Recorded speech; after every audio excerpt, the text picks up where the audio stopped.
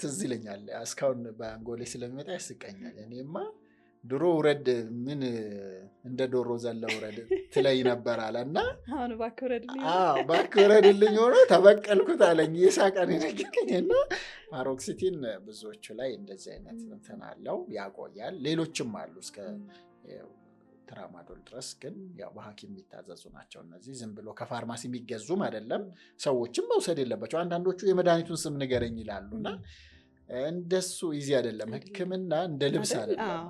ላይክ ጃኬት ያምራል ቢለኝ ችግር የለውም።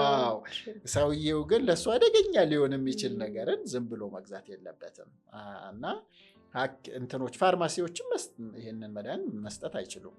ኤስኤስአርአይ ዝም ብለው ያለ ማዘዣ ቢሰጡ እነሱ ሪስክ አለው። ትራማዶል ዝም ብለው ቢሰጡ ሊያዘጋባቸው ይችላል። ስለዚህ ሰዎቹም መውሰድ የለባቸውም። ይሄም ስታንዳርዱም የተቀመጠው ፐብሊክ የመድኃኒትና ቁጥጥር ባለስልጣን ዋና ዓላማው ህብረተሰቡን ጤናው የተጠበቀ እንዲሆን ነው፣ ለማገዝ ነው። ስለዚህ እነዚህ ነገሮች ሬጉሌት ሲደረጉ